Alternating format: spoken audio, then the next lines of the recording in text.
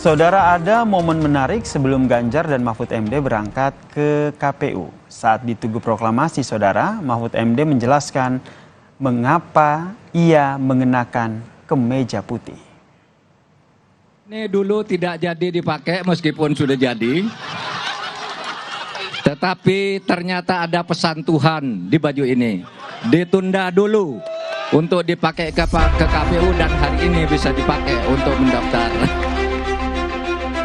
Ada kenangan di balik kemeja putih yang dikenakan Bacawa Pres Mahfud MD. Ya, kenangan yang membawa Mahfud flashback ke tahun 2018. Kemeja putih yang dikenakannya ternyata adalah baju yang dikenakannya saat gagal jadi Cawapres Jokowi pada Pilpres 2019 lalu.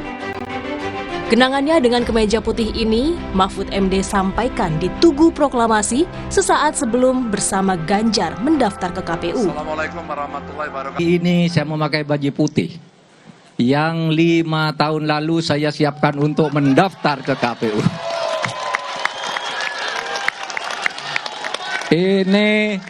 Ini dulu tidak jadi dipakai meskipun sudah jadi. Tetapi ternyata ada pesan Tuhan di baju ini. Ditunda dulu untuk dipakai ke KPU dan hari ini bisa dipakai untuk mendaftar.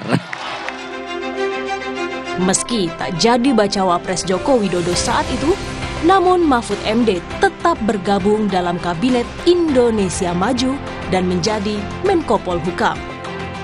Beragam pertimbangan akhirnya membuat Mahfud yang dipilih jadi Bacawa Pres, di antaranya Mahfud merupakan sosok dengan pengalaman lengkap di ranah legislatif, eksekutif, dan yudikatif.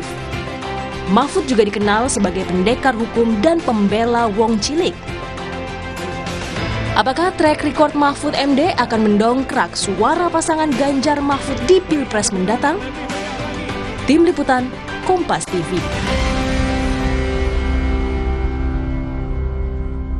Iya, Saudara, saat di Tugu Proklamasi, Mahfud MD menjelaskan alasan mengapa ia mengenakan kemeja putih. Dan ternyata kemeja putih yang dikenakannya adalah baju yang dikenakannya saat gagal jadi cawapresnya Joko Widodo pada Pilpres 2019 lalu. Lalu bagaimana membaca pesan politik Mahfud MD di balik narasi mengenakan kemeja putih pada pendaftaran hari ini?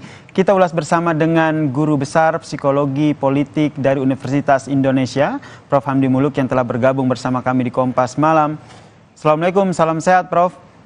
Waalaikumsalam, Yasir. Salam sehat semua. Anda membacanya seperti apa nih narasi yang disampaikan oleh ataupun cerita yang disampaikan oleh Mahfud MD soal kisah di balik kemeja ataupun baju putih ini? Ya, tentu banyak tafsir politik juga ya yang akan dikenakan oleh para pemirsa ataupun para pemilih. Dalam konteks sekarang kita pemilu, orang bisa berbeda-beda tafsir. Nah, tapi memang dalam psikologi politik ada satu hal yang harus diingat ya, Sir, bahwa the power of narrative itu, narasi itu penting mempengaruhi atau membuat kesan kita tampil seperti apa di mata publik gitu loh. Dan juga untuk misalnya keperluan branding gitu ya, kalau kita bicara lebih jauh. Jadi branding itu Anda akan diingat orang oleh pemilih orang seperti apa gitu. Nah, narasi itu menjadi penting untuk dikelola. Kalau narasi itu banyakkan yang buruk-buruk tentang Anda, nah tentu orang akan menarik kesimpulan Anda juga sosok yang tidak bisa diandalkan. Jadi sekecil apapun narasi itu kalau bisa dipakai untuk misalnya meyakinkan kepada pemilih Anda sosok seperti apa, nah itu disitulah sesungguhnya ujian bagi politisi. Jadi narasi itu penting. Karena memang manusia itu cenderung lebih mudah terpengaruh oleh narasi, oleh cerita, dibanding misalnya fakta dan data. Itu sudah banyak riset psikologinya. Jadi lebih mudah menggugah orang itu dengan cerita. Nah tentu tadi momen Pak Mahfud misalnya menceritakan tentang cerita tentang baju putih yang dulu tidak sempat dipakai waktu akan sudah digadang-gadang waktu itu kan, bahkan orang sudah begitu yakin karena sudah dipanggil eh, duduk dekat-dekat dari tempat rapat, begitu sudah disuruh disiapkan baju putih kalau untuk pendaftaran, cuma proses-proses politik di menit-menit terakhir tidak jadi, kan begitu. Nah, tentu misalnya bisa dikesankan bahwa ya sesungguhnya memang Pak Mahfud memang capable. Jadi sengaja narasi itu dibangun. Ya, Sebenarnya ya maksudnya bisa dibaca seperti itu. Oke, kalau menurut Prof sendiri sosok seperti apa yang nanti akan dibangun oleh Mahfud MD dalam kampanye nanti? Apakah nanti narasi-narasi seperti ini bisa saya katakan memainkan ataupun mengolah narasi bisa jadi salah satu strategi yang digunakan Mahfud MD? Iya, betul. Jadi yang harus diingat, nah, jadi ada 4 hukum S, 4S dan 1K gitu dalam mengelola narasi itu. Narasi itu usahakan sesimpel mungkin. Nah, tadi kita udah dapat itu. Pesannya kan sederhana. Nggak neko-neko gitu loh, bawa baju, nggak jadi dipakai. Saya bawa ke ibu saya, disimpan baik-baik gitu. Saya tidak dendam misalnya, saya tidak ada hard feeling. Ternyata baju, dan ternyata ini maksud Tuhan. Jadi pesannya nggak banyak gitu loh. Dan kemudian setelah itu kan Pak Mahfud bilang ya saya sekarang bersyukur saya bisa dicalonkan sekarang, dan saya juga dengan begitu bisa dibaca saya sebenarnya orang yang pantas gitu loh untuk jadi wapres dulu aja.